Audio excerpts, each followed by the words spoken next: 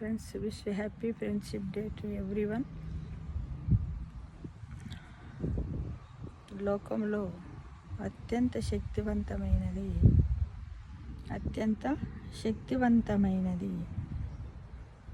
ఏంటి అంటే, మీలో కొందరు అంటారు శాస్త్రాలు అని, మరికొందరు అంటారు శాస్త్రాలు అని, ఇంకొందరు అంటారు బుద్ధి అని, ఇంకొందరు అంటారు బలము అని. కానీ ఇవన్నీ సంపూర్ణమే అసంపూర్ణమే. లోకంలో అన్నింటికన్నా శక్తివంతమైన స్నేహము ఎవరైతే నిజమైన మిత్రులను పొందుతారో వాళ్ళే అసలైన ధనవంతులు. మీరు కష్టాల్లో ఉన్నప్పుడు స్నేహము శాస్త్రంగా మారి సమయం చెబుతుంది.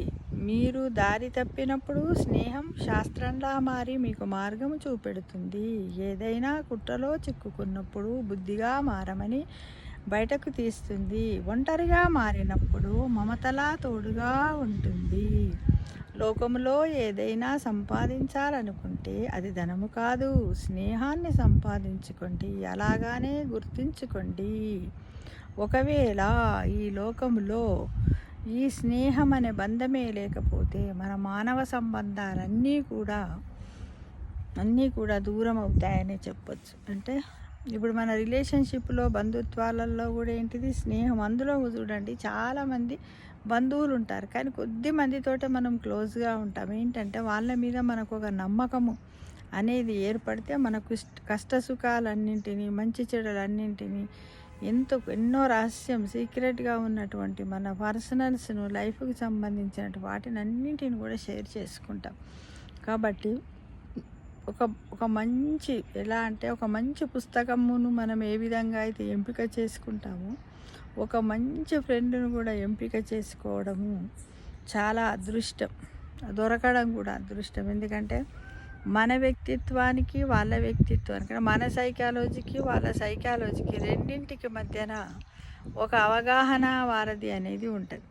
ఆ రెండింటి వారధి మనకు ఒకటైనప్పుడు మన వీసు తన వీసు అన్నీ మనం షేర్ చేసుకుంటాం.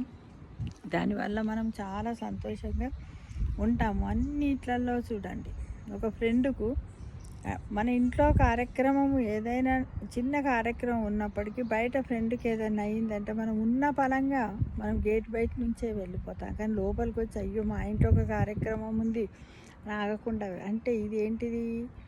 లోకంలో అతి విలువైనటువంటిది, అతి ధనవంతమైనటువంటిది, అందరూ ఈజీగా సంపాదించుకోగలిగే ధనము, సంపద, ఐశ్వర్యం ఏంటిది? ఒక ఫ్రెండ్షిప్. కాబట్టి ఫ్రెండ్షిప్ను మనం దూరం చేసుకోవద్దు. ఎల్లవేళలా మనము స్నేహానికి విలువనియాలి. ఆ స్నేహమే మనం ఆపదల్లో ఉన్నప్పుడు ముందు చెప్పాను కదా, ఆ విధంగా మనల్ని బయటకు తీసుకొచ్చి మన సంతోషంగా ఉంచడానికి ప్రయత్నం చేస్తుంది. ఫ్రెండ్స్, మనం అందరం కూడా అలానే తప్పకుండా చక్కటి ఫ్రెండ్ అని కాదు, ఫ్రెండ్స్ అంతా మంచి వాళ్ళే. కాకపోతే కొద్దిమంది మన సైకాలజీకి దగ్గరగా ఉంటారు, కొద్దిమంది దూరంగా ఉంటారు. కానీ మనము మంచి చెడు అనేది ఫ్రెండ్షిప్లో ఉండదు. ఒకవేళ ఉన్నట్టయితే అందరితో కూడా మనం సామూహికంగా ఫ్రెండ్షిప్ చేయడానికి మనం ముందుండాలి. ఎవరి ఫ్రెండ్ అన్నప్పుడు ఏంది, తప్పొప్పులను ఒకరికొకరు అర్థం చేసుకొని ఎక్స్క్యూజ్ చేసుకోవడం, అంతే కదా. కాబట్టి తప్పకుండా ప్రతి ఒక్కరం కూడా మనము ఫ్రెండ్షిప్ చెయ్యాలి. ఐకమత్యమే బలం అన్నట్టు. ఈ రోజుల్లో ఫ్రెండ్స్తో ఎన్నో పనులు అవుతాయి. ఇప్పుడు ఇంటర్నెట్ ఏ విధంగా అయితే ఇంటర్నెట్తో మనం ఎన్ని పనులు చేస్తున్నాం, అలానే మనకు ఒక ఫ్రెండ్ సర్కిల్ ఉన్నట్టయితే అన్ని రకాల పనులు, అంటే షడ్ రుచులు అంటాం కదా మనం.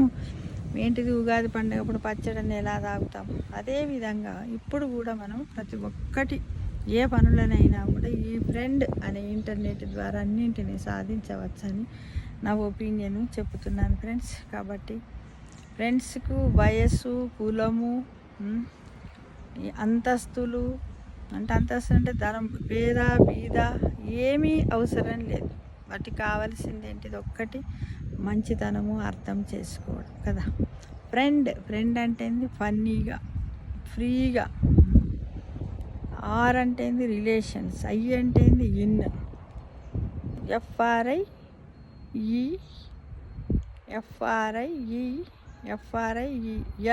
ఎన్ అంటే నెవర్,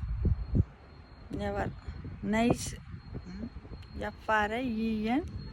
డి అంటే డైలీ, డైలీ మొదలుకొని చనిపోయే వరకు కూడా ప్రతిరోజు నుంచి డై అంటే చనిపోయే వరకు. అంటే ఈ ఫ్రెండ్షిప్ని ఈ విధంగా మనం అబ్జర్వేషన్లో పెట్టుకున్నట్టయితే చాలా బాగుంటుంది.